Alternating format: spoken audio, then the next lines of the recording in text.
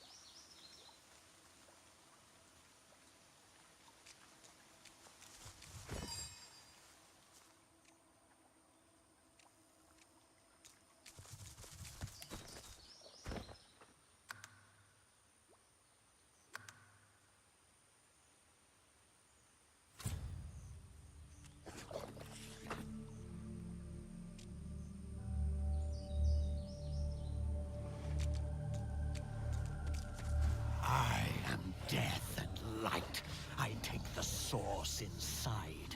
I am the inevitable end. I am the void arrived. I am death and light.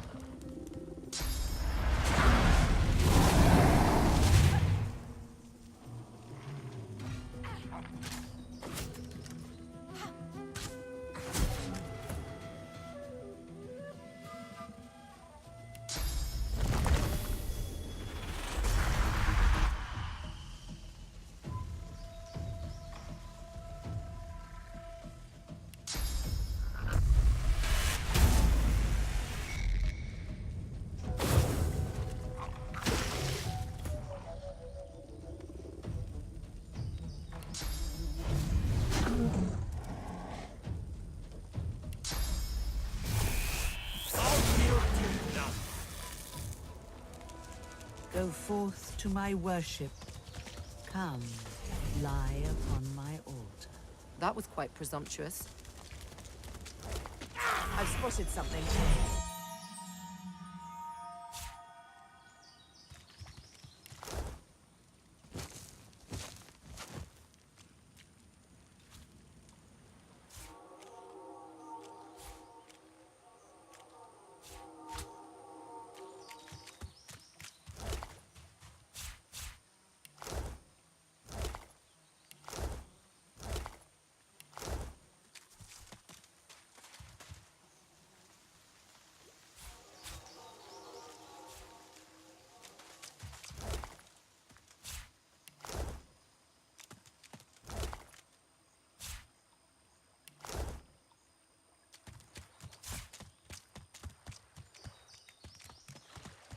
Careful now, that's a trap.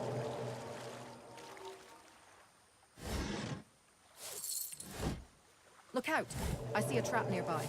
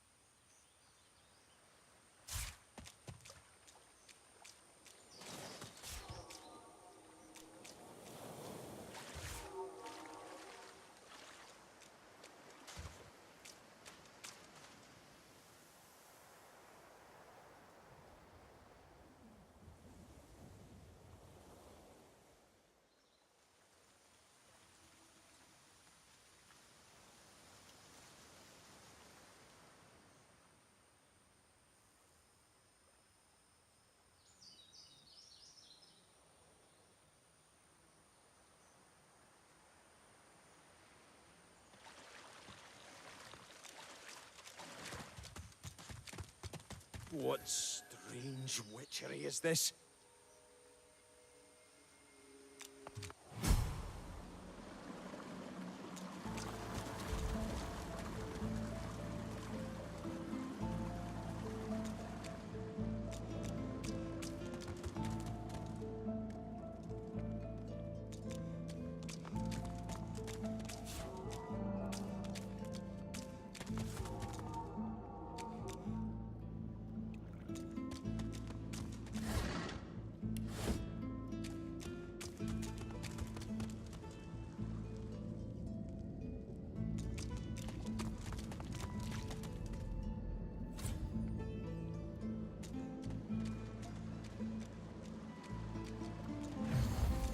Hey, hey you! Let me see what you've got under there. Go on, go on. Show me your...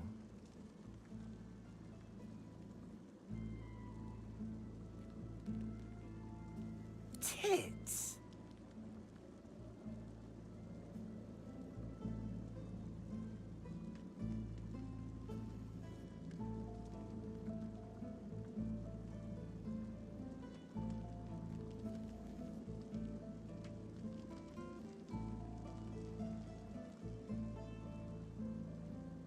Oh. Why are you still speaking? How awkward. See, the thing is, just stop. No one cares what you have to say.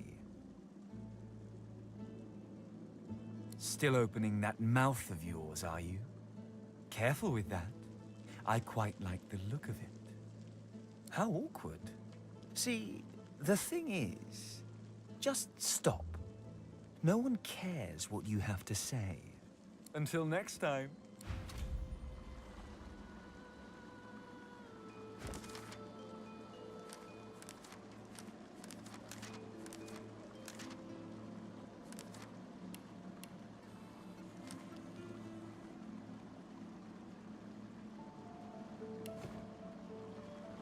Ha!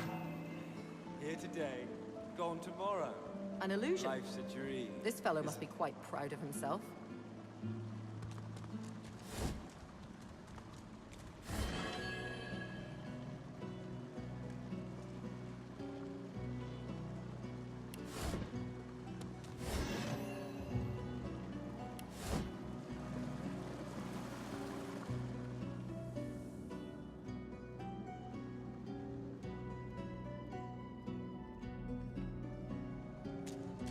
You're pathetic. Ha! You want to hit me, don't you? Go on then. Give it your best shot.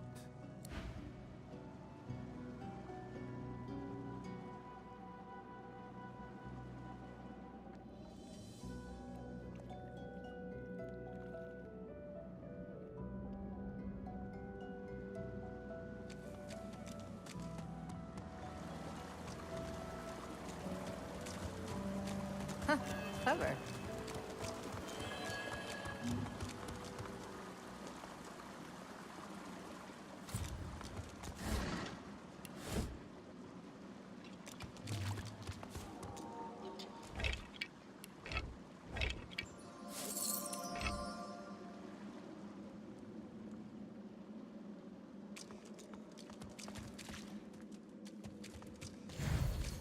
Didn't I tell you to leave? Wasn't I clear that you're not welcome here? You can't teach a fool anything.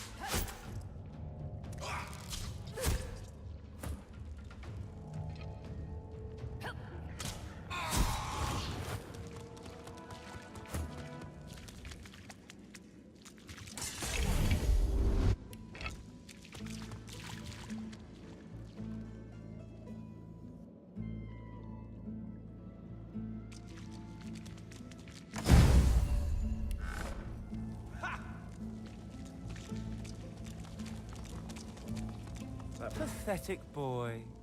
This isn't some game. In what world does treasure simply appear from on high?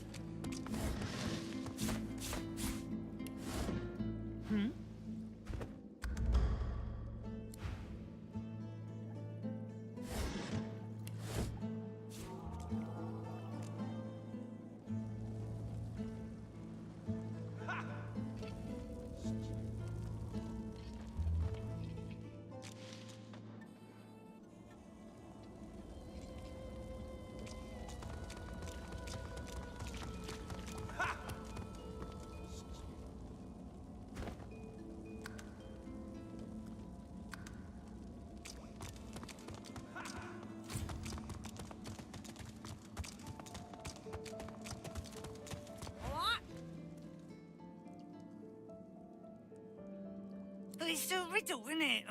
A conundrum. What's it you'll have to solve? I thought you looked clueless, all right? Thing is, it's about the letters, isn't it? One for each thing. Easy.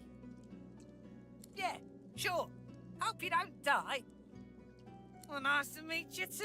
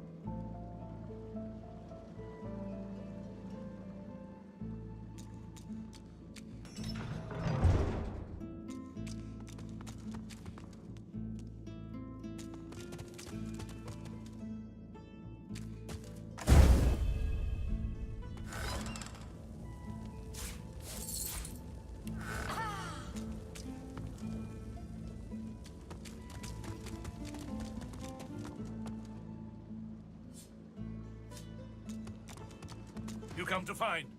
You come to search. But you won't find the way. A pity.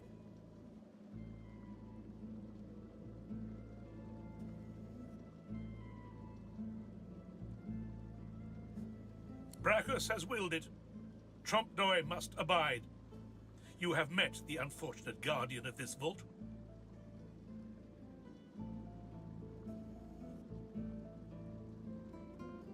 Judge him with a forgiving heart. Fate has been unkind to him. Do you wish to move forward? Listen closely and make your attempt. Brachus is a bloody, rotten, thieving, very, very awful fellow. Some even call him a cur. A cur is...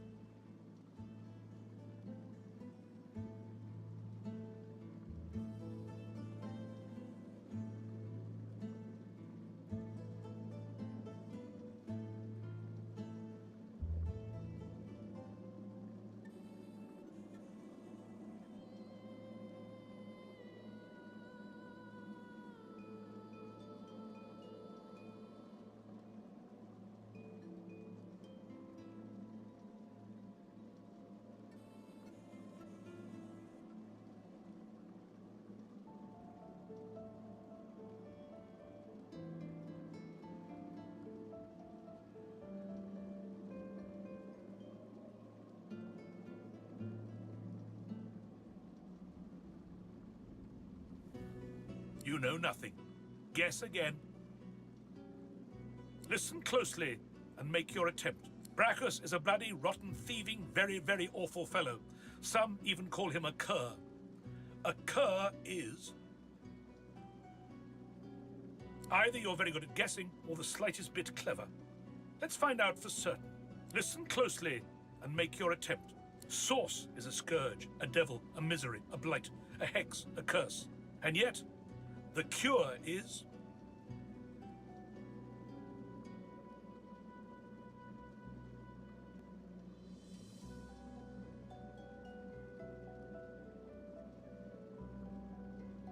Fool, you are unequal to the task at hand.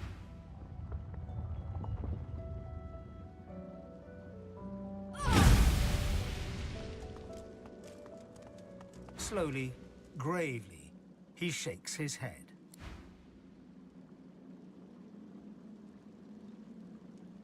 Slowly, grave.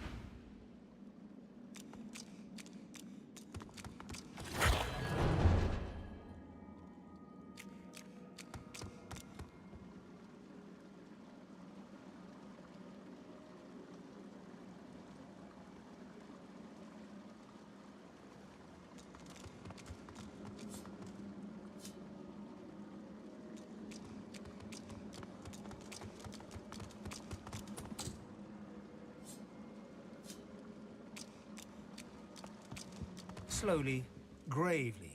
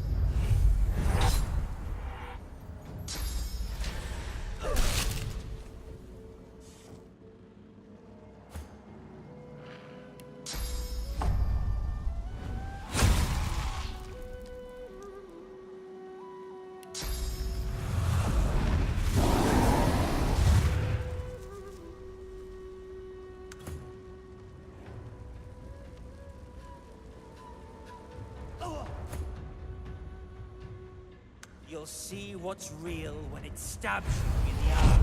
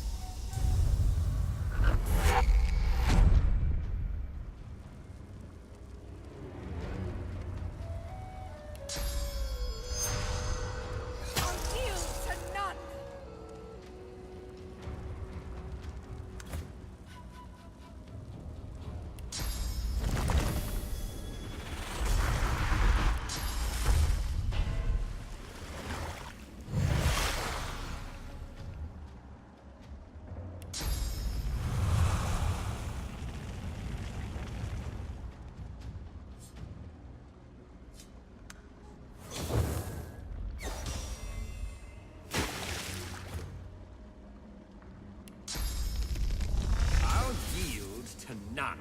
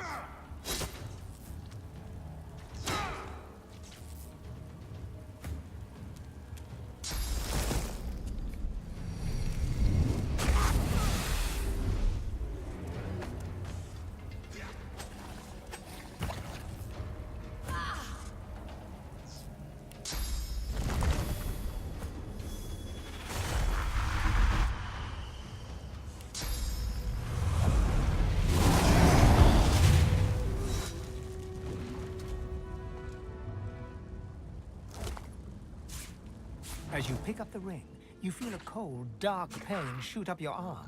Your mind itches. You don't hear, but feel a whisper in your ear. It tells you to slip the ring onto your finger.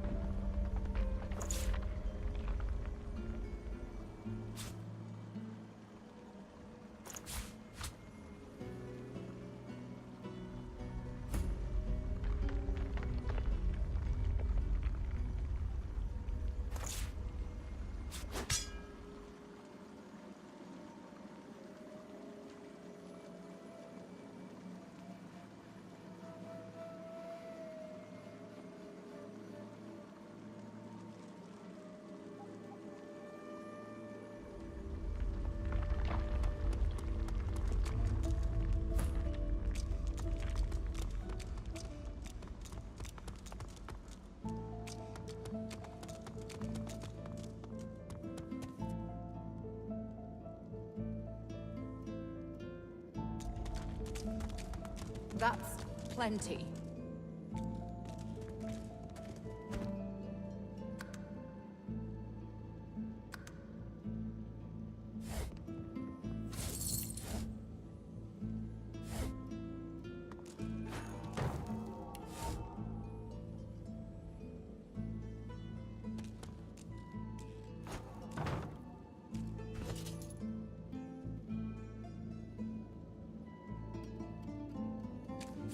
Look at that wand.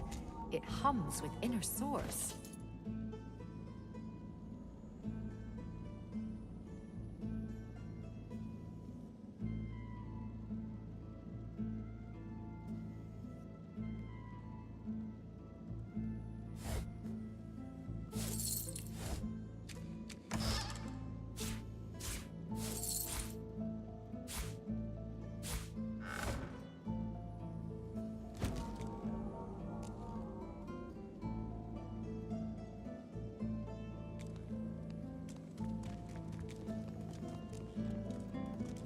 This jar glitters and glows.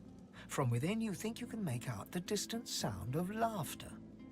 With a jerk, your mind is pulled to a scene in a tavern. You see a dwarf in the center of the room, joking us all around roar with laughter. All bar the zombies, who are slavishly serving food and drink. The door opens, and a tall, beautiful woman stalks into the room. She's flanked by heavily armed guards. You can't make out her words, but see the fear in the dwarf's eyes. The dwarf mutters a word, and the undead lurch towards the intruder, but are cut down like wheat. The dwarf tries to run, pushing her friends into the woman's path, but is grabbed before she can escape. As she's dragged away to a tower, you hear her cursing Brachus Rex and his whore. Even when she's thrown inside and the door sealed, you can still hear her shouts. You pull your hand away from the jar, your head swimming. You can feel the dwarf's cold terror still twisting in your gut.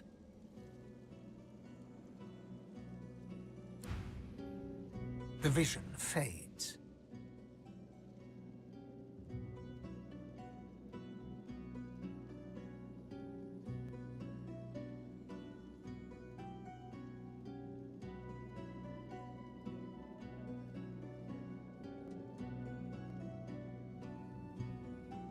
She must have been acting against Brachus Rex for him to have come for her like that. Keeping the dead as slaves. What a disgusting display. She deserves every punishment she got. Being locked in a tower was more kindness than any necromancer deserves.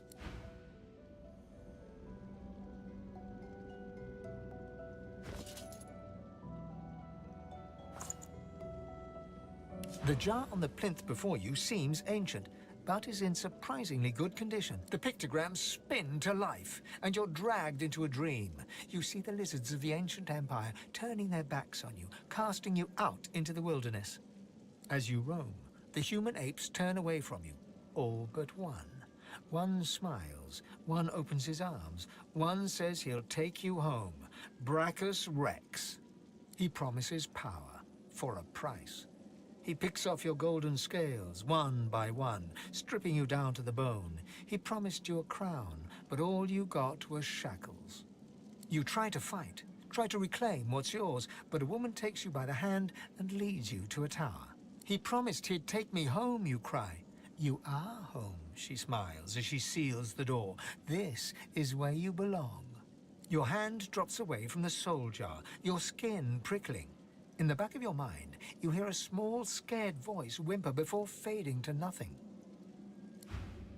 The long-dead lizard's visions fade. I can't help but sympathize with him. He just wanted to go home. No amount of loneliness excuses wickedness. He helped a monster for selfish reasons. What he did shames his people. The soul jar stands on its plinth, glowing softly. From within, you can almost hear the whisper of a voice. You see, or rather, you feel a far-off land. Frozen breath hangs in the air, pine needles brush your cheeks, and in your arms you can feel a weight. A body, dead. But you have hope. Your vision swims. You're older, but perhaps not wiser. You march at the head of a shambling host, the enemies of Brachus Rex melting before you. The scene twists again. Now Brachus stands before you, a beautiful woman at his side. You lash out in treasonous rage, but cold arms bind you. You're sealed away in a tower. Your screams fill the darkness. You feel a jolt and open your eyes to see the soul jar before you, lying still in the vault. Your hand falls from the jar and grips the pillar as you try to calm your ragged breathing. The necromancer's memories fade to black, but the feelings remain.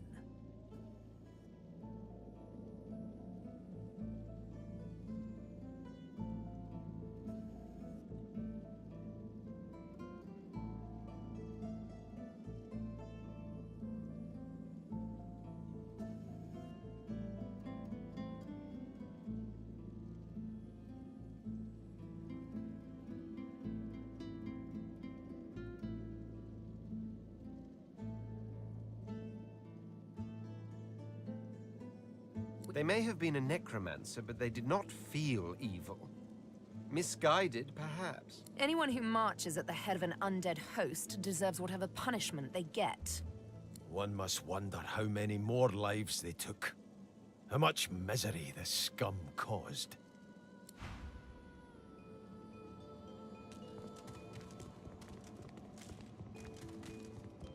The jar before you may have looked opulent once, but no longer. Now it's covered in grime, its paint chipped away, and its jewels long stolen. The soul jar rocks slightly, light flashing from underneath its lid. On its rim, you can just barely make out the name Gratiana. As soon as you touch the jar's cracked surface, you see a vision of splendor, silks, fine food, and decadent lechery. But underneath it all lies bone and blood.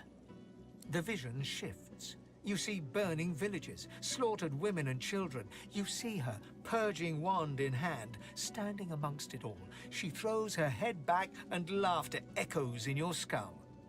A shadow falls across her, and you see a large, weeping face. She reaches out as if to comfort, but Bracchus drags her back. You see her fall into the mire of the swamp, trapped. As you pull your hand away, you can feel a deep, longing sadness in your soul. Is it regret, or just sadness for a life that used to be? The terrible vision fades.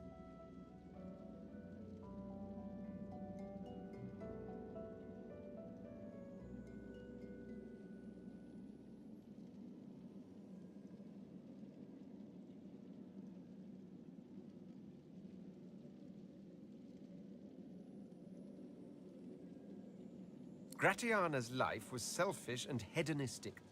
No mercy. Whatever a person may have done in life, they can always be redeemed. However her life began, it ended well. No one should be damned because of their youth.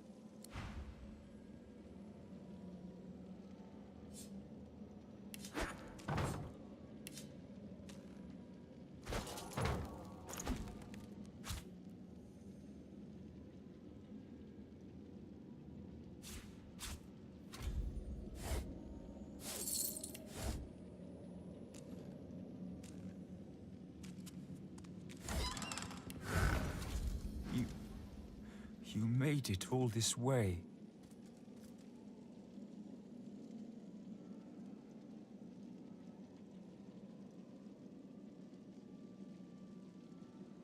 He trembles and seems to shudder with a quiet sob.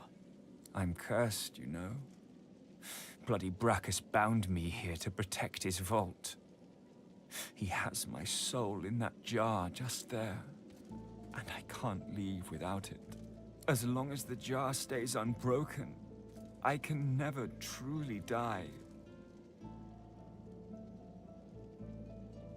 I don't rightly know. This was the Source King's way. Befriend you, then destroy you. I was a fool to expect I'd be an exception. His favor was intoxicating. That's no excuse, but it is the reason.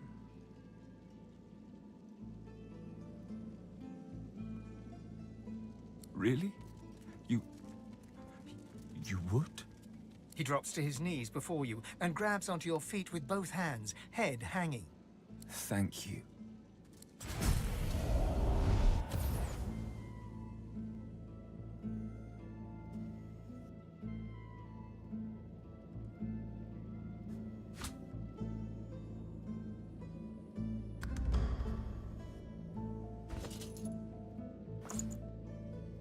The jar stands before you, cold, and a human spirit slips from the ruins of the jar. Decked in necromancer robes, she turns to you, bows, and starts to fade away to nothing. My eternal thanks, young one. Oh, timely death. The pictograms on the jar stand You see a shape emerge from the ruins of the broken jar, a lizard in the finest necromancer robes. It grudgingly nods at you as it starts to fade from the mortal realm. Farewell to flesh. Farewell to bone. Farewell. The jar sits still, It seems inert. Gratiana's soul flits through the air, eyes wild and desperate. She turns to you as her spirit starts to fade from this world. Freedom. But I'm not ready. No, you can't. No! The jar shatters like glass, but a spirit rises from the shards like smoke. The ghost of a dwarf bedecked in necromancer robes winks and blows you a kiss before slowly fading to nothing. Beautiful. Thank you. My death waits.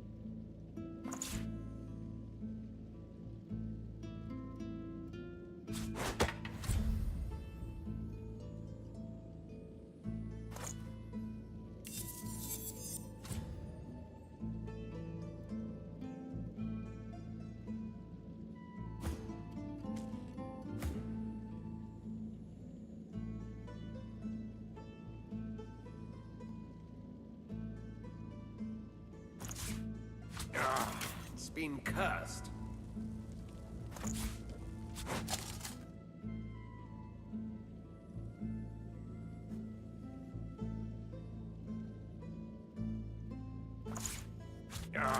It's been cursed.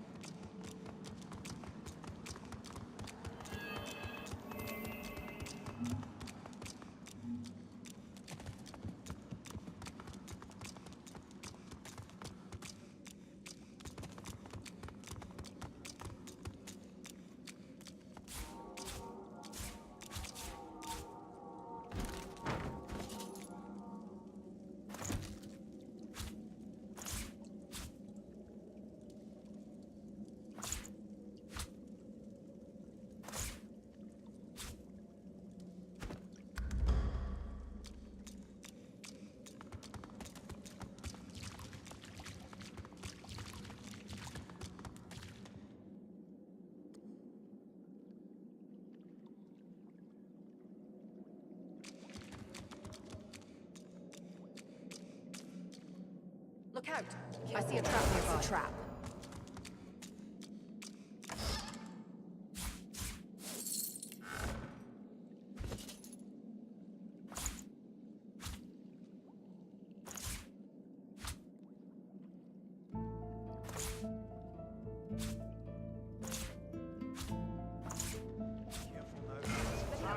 I see a trap nearby.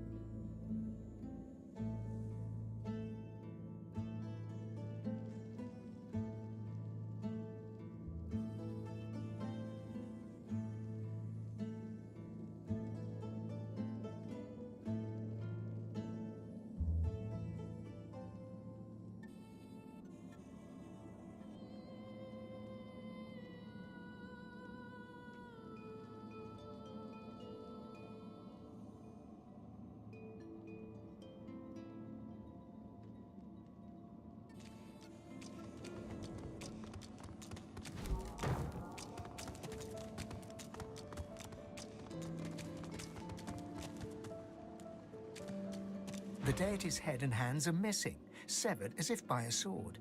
You can't tell if this was meant to be symbolic somehow, or a mere act of vandalism. As you take in its chiseled details, you have a vision. The statue comes to life and embraces you awkwardly with its broken arms. Unable to resist, you're flown away into an endless dark. That shrine seems to have brought me here.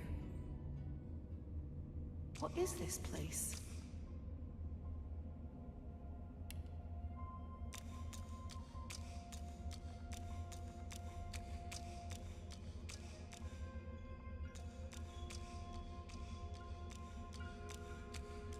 The air is still and quiet in this strange place, but as you approach a mysterious figure in the distance, silence crowds your ears even more closely. The onyx eyes, three-layered crown, and feathered shoulders. You recognize her from the statues that stand tall in the desert sands. She is the goddess Zol-Stissa, greatest of the seven. Her tail is coiled demurely around her feet, her fingers tented, their tips lightly touching. She looks at you softly, affectionately, and begins to sing. I called a hero from the chaff. I called her here to me. I called a hero from below, and she shall set us free.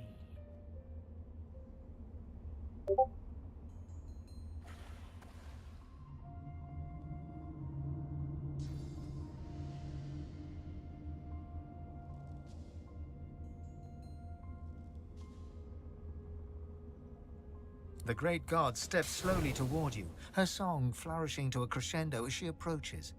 Her fingers remain tented. Her tail relaxes and floats gently behind her. Hear and heed my call, my love. Your hand is mine to hold. Hear and heed my call, my love. I've secrets to unfold.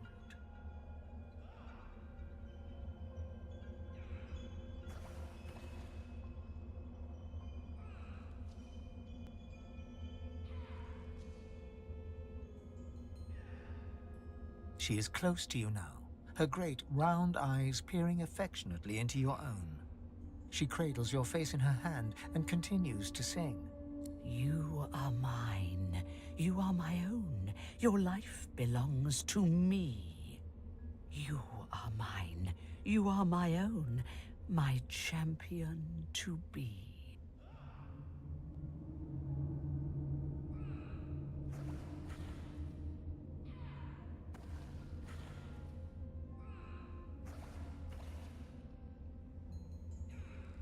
Her eyes narrow to slits, and she steps back, looks you slowly up and down, and smiles. Very good. You are not easily seduced, even by those you should be able to trust. I'm impressed. It seems I have chosen well.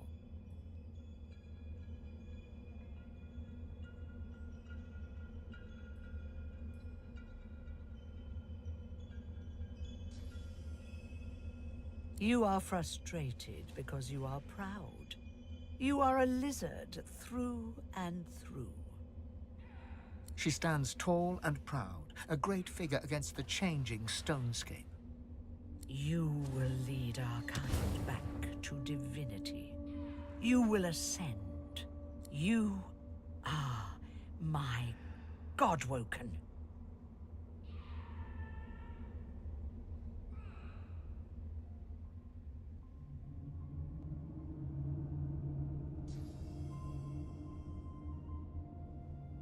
Let me show you. Suddenly, a whirl of energy enters you. You feel it uncoil in great bands, expanding outward from your belly to the top of your head and tips of your toes. You feel perfected.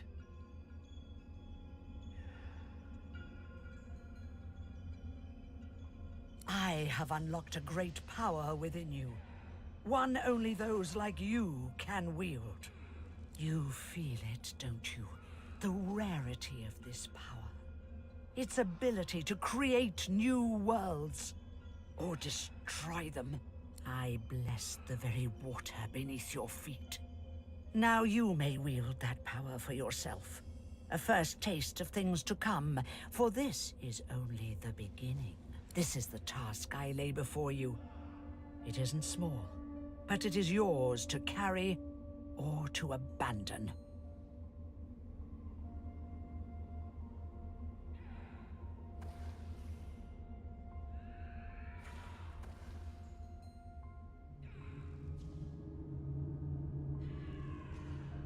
Over time, I will ask much of you, my champion. But for now, I ask little more than what you know in your heart must be done. Escape this place. Escape the grasp of those who would harm you. You matter. You above all others. Even those you may love.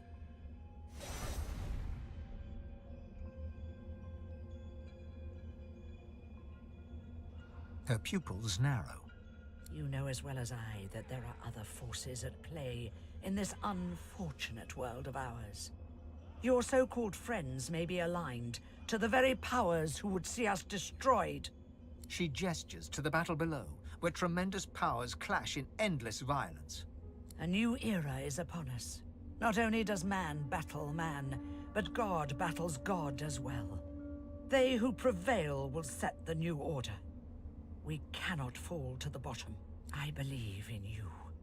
I handpicked you among all my beloved kin, because I trusted that you would succeed if you chose it. You will protect us. I know it. Sibyl is pensively tracing a new name on her arm, gilded letters in an ancient alphabet. Sibyl. My own name. A little gift from Tirsen Dilius. Leave it to a god to be overly dramatic.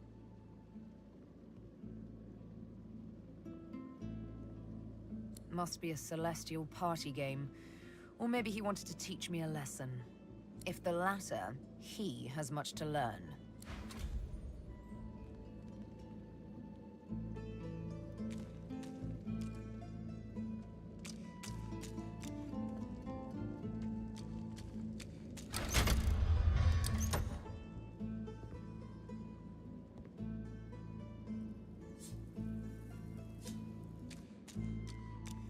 Out of the frying pan and into...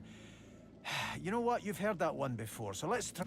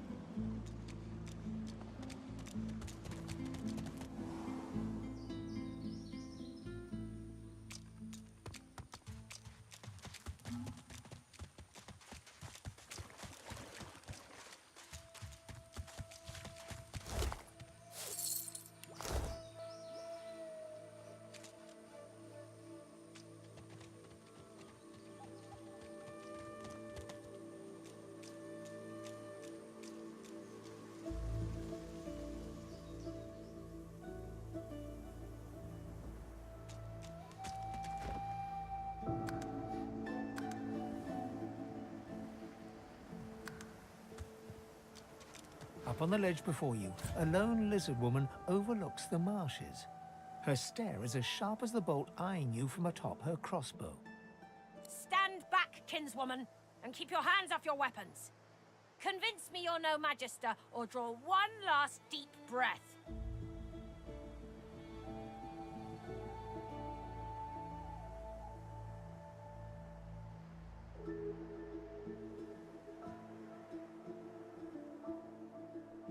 Look about you, sister.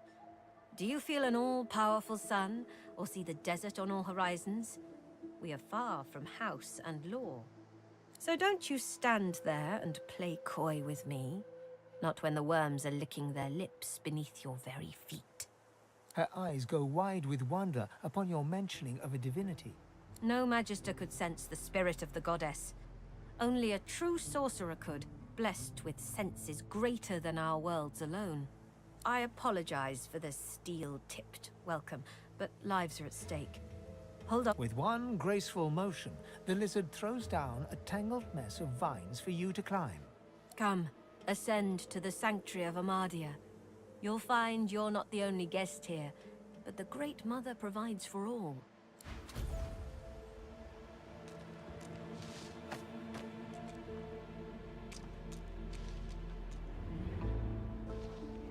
Now that Gareth returned.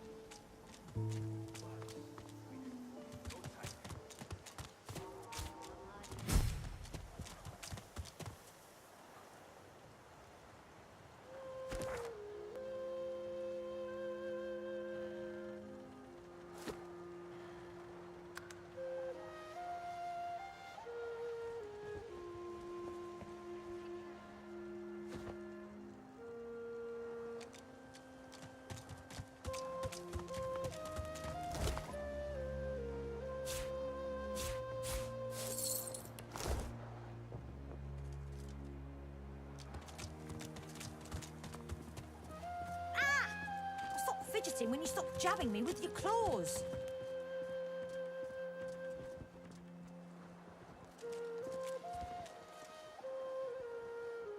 Great to have Gareth back. You'll see now. Or You're in luck, sorcerer. Gareth's back, and he's going to get us out of here.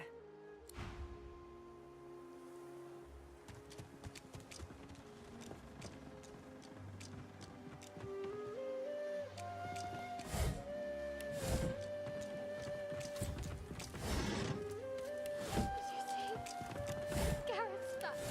Finally get out of here, now that Gareth's returned. I told you, lass. We'll be heading home in no time. The young man fidgets with his armor and half-sword excitedly. He sees you approach. Was it you who saved Sir Gareth? From the Magisters? Well, who wouldn't be? Don't you know what an honor it is to squire for the likes of Gareth?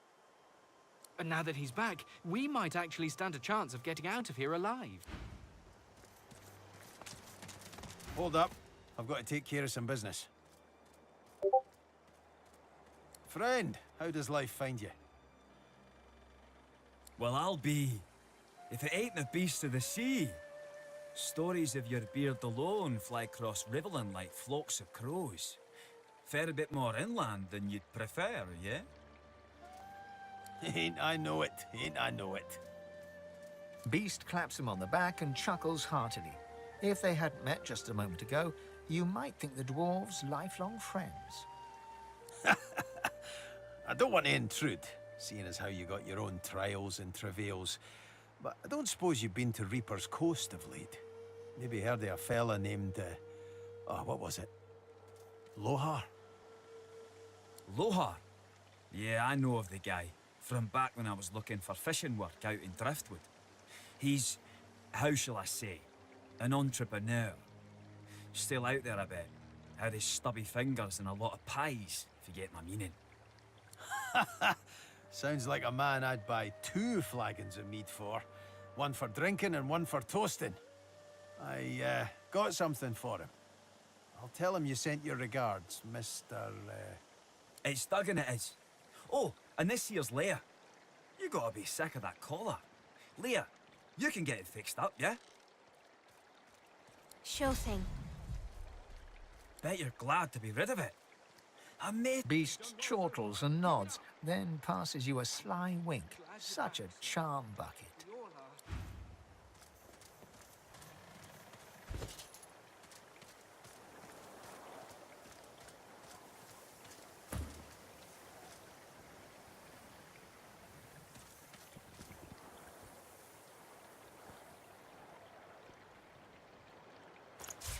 I told you, lass. We'll be heading home in no time. Gareth will know what to do.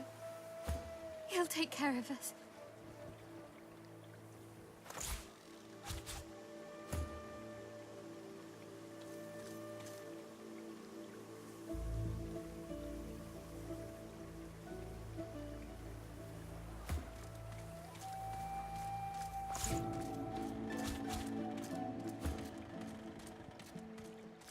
Take heart, Leia.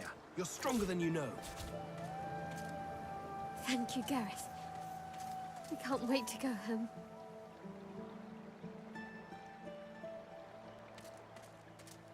You've done well so far. Keep it up! It's my honor to serve you, sir. Divine blessings. It's good to see Gareth safe and sound. You didn't lose your head. Well The done, sun shines brighter now that Gareth is returned. I can't wait to go home. Soon enough. Soon enough.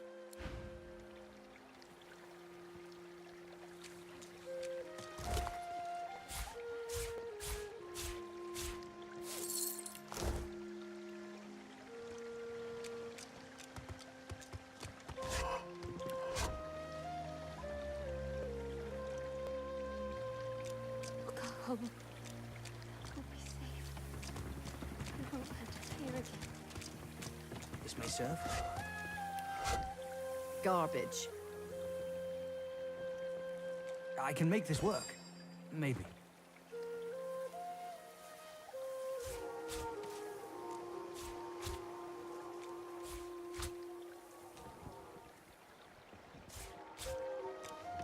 A grim-faced man sorts through damaged weapons.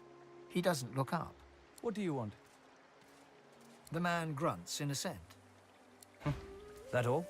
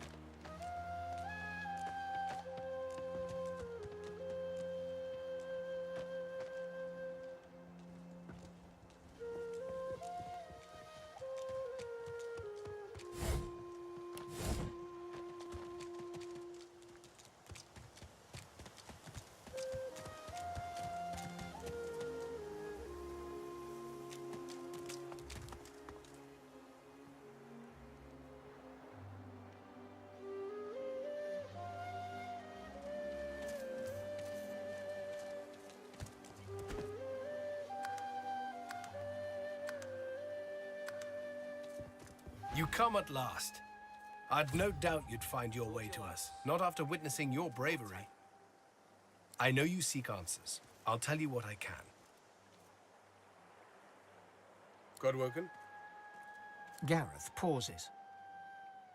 My friend, the Voidwoken feast on us. There is no longer a divine to channel the will of the Seven. A new one must rise.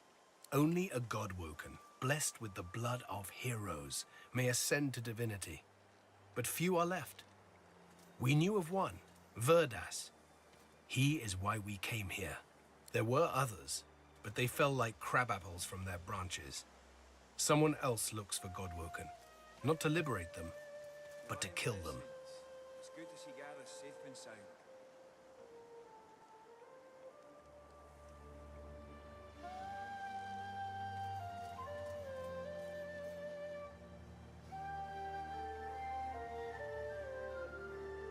You have spoken to a god?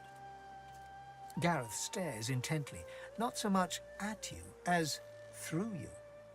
Yes, I see something there.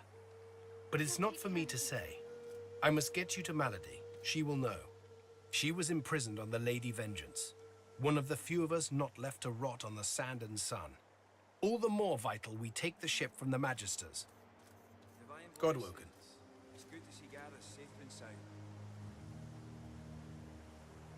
We'd just landed on shore. Minutes later, Dallas sailed in on the Lady Vengeance, screaming like a banshee. We had no hope. Most of us were dead in the blink of an eye. She had horrors at her side. Shriekers, they call them. They still protect the harbor, firing pure death at anything that catches their eyes. The Lady Vengeance is still anchored there, too. Lucian, save us from whatever plot Dallas is concocting on it. Well, I had a plan. Gratiana told me of weapons that could counter these shriekers. Purging wands that steal source from its host. I went to that armory looking for one of these wands, but Alexander's bootlickers stumbled in first. I found nothing but dust and blood. We've got to find a way to silence those shriekers. If we do that, the Lady Vengeance is ours. Freedom is ours. You do? But that's incredible! I can only imagine what ghoul-ridden depths you braved to find one. I had no doubt. You bring me hope, sorcerer. I'll gather the other seekers and travel to shore. Meet us there as soon as you can. Gareth's voice echoes throughout the Enclave with such command it could rouse a fawn to action. We move, seekers. Now is the time to resist. The Lady Vengeance will be ours!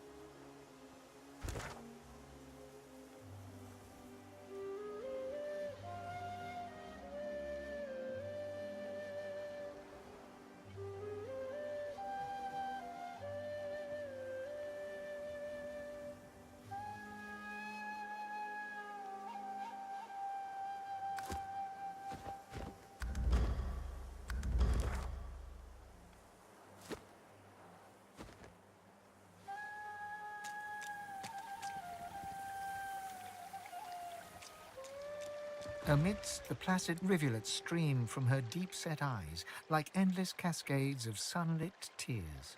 You feel peaceful in her presence, soothed somehow by an intangible comfort. As you gaze upon her loving face, you find yourself drawn into a trance-like state. A voice seems to reach you from within your mind and from the furthest reaches of the stars. Its whispers caress you like a breeze. The voice grows stronger, like a breeze picking up. What were whispers become words. My children, my children. Gone are my children. Dead are they in the cradle I have wrought.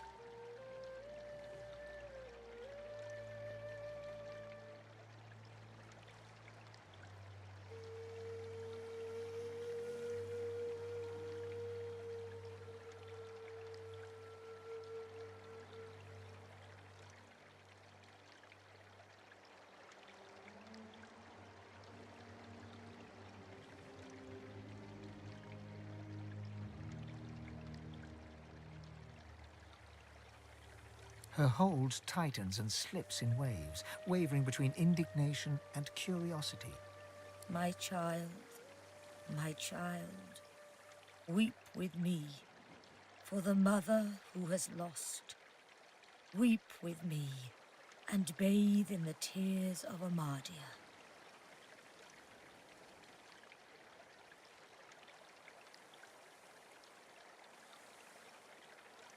Your tears mingle with those of the goddess down in the tranquil crystalline pond. As suddenly as it came, the voice is gone, and you wake from its presence as if from dream-filled slumber. The pond now shines with an inner light, and standing in its waters, you feel rejuvenated, pure, as if born anew.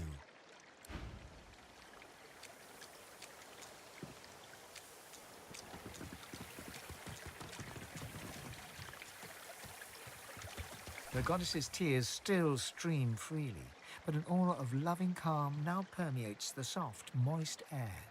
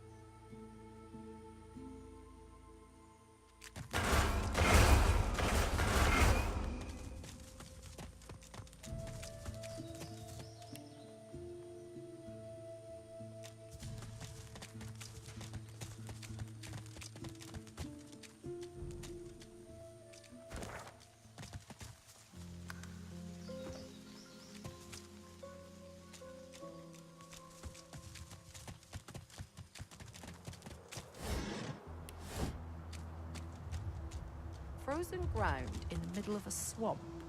What's going on?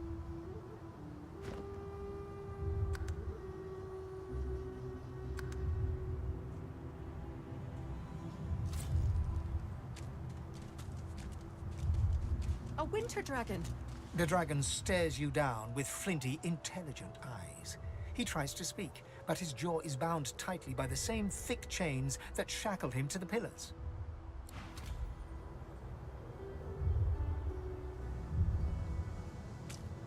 Unreadable glyphs mantle this ancient pillar. Braided through thick iron rings, source-infused chains bind the dragon tightly.